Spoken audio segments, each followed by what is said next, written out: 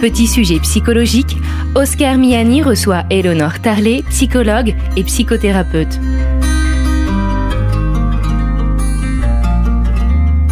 Bienvenue à l'écoute de notre émission Petit sujet psychologique. Nous sommes aujourd'hui en compagnie d'Éléonore Tarlet. Bonjour. Bonjour. Vous êtes psychologue et psychothérapeute et vous venez régulièrement à ce micro aborder avec nous différents sujets. Aujourd'hui, vous allez nous parler de l'attachement. Oui. De quoi s'agit-il quand on parle d'attachement en termes de psychologie ? Alors, l'attachement, c'est une notion psychologique que Bowlby avait beaucoup, Bowlby c'est un auteur, avait beaucoup mis en évidence. Et chez les mammifères, nous sommes des mammifères, c'est vraiment très important, et notamment au niveau précoce. Puisqu'on vient au monde, on reste immature un certain temps, c'est-à-dire qu'on n'est pas fini. Il y a des animaux, ils viennent au monde, ils savent marcher tout de suite, ils savent se nourrir tout de suite. Nous, on est complètement dépendants. Donc, on va avoir besoin de donneurs de soins de suffisamment bonne qualité pour nous permettre de continuer à grandir. Et on s'aperçoit que les problématiques d'attachement sont vraiment à la base de tout ce qui est souffrance psychologique ultérieure. Donc les problématiques d'attachement précoce, si elles n'ont pas été de bonne qualité, vont créer des souffrances psychologiques plus tard. Et alors donc, il y a plusieurs types d'attachements Il y a plusieurs styles d'attachement. Donc, il y a l'attachement... Des bons ou mauvais attachements ? Voilà, il y a l'attachement sécure. Donc là, c'est-à-dire que les parents ont pris soin... Vous savez, Bowlby disait une mère suffisamment bonne. Donc les parents ont pris soin de façon suffisamment cohérente de leur enfant. C'est-à-dire quand il pleurait, ils sont venus le rassurer, ils lui ont fait des câlins, ils l'ont donné à manger quand l'enfant avait besoin, etc.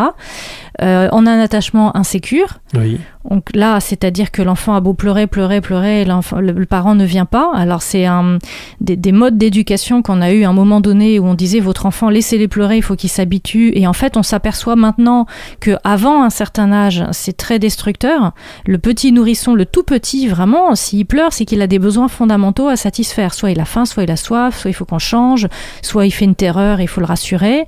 Donc l'attachement sécure, l'attachement insécure, l'attachement... Donc sécure, on comprend que c'est plutôt un attachement bon, et insécure, c'est plutôt quelque chose de... qui va créer de l'anxiété chez l'enfant. Et on a un attachement évitant, où l'enfant apprend à éviter le donneur de soins, parce que ça va être un donneur de soins, par exemple, trop intrusif. Voilà. Et on a le dernier type d'attachement, dernier style d'attachement qui est le plus destructeur, c'est l'attachement désorganisé.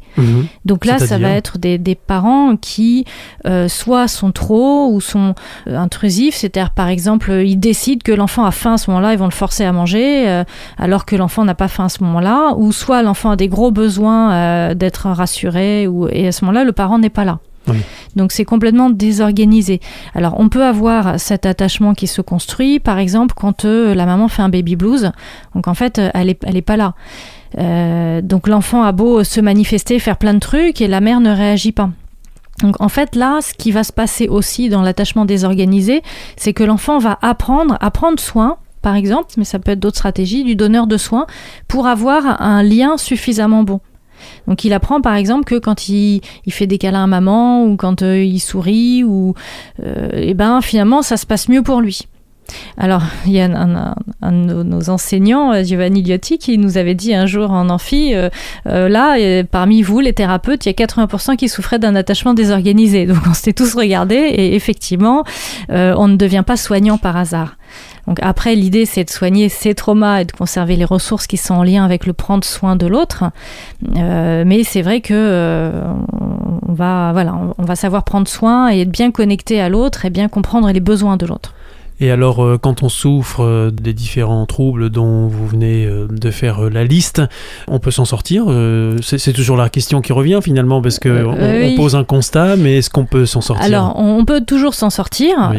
Dans le cas des problématiques d'attachement précoce, armez-vous de patience et de persévérance. Alors, on soigne, on répare, on intègre tout.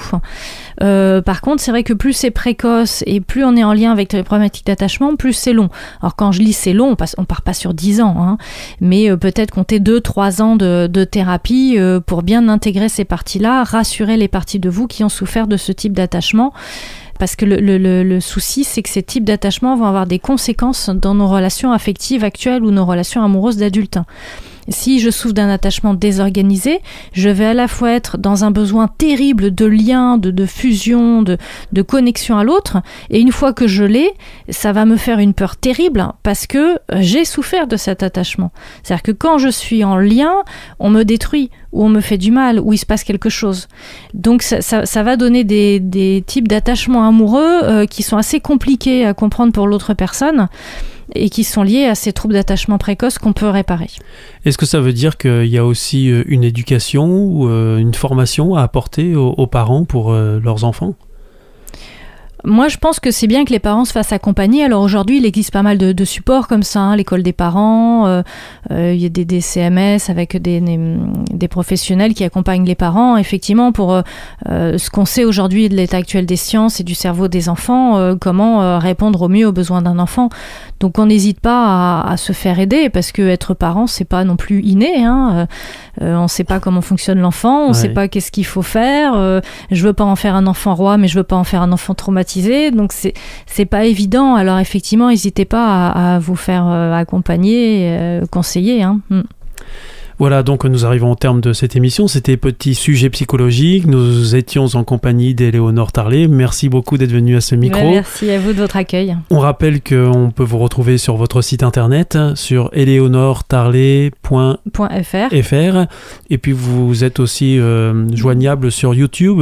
Oui, sur YouTube, j'ai une chaîne, Éléonore Tarlet. Et puis sur mon actualité un petit peu, sur Facebook, j'ai une page qui s'appelle Psychoactive. Voilà, merci beaucoup. On vous retrouve bientôt à ce micro. Avec plaisir. Au revoir. Au revoir.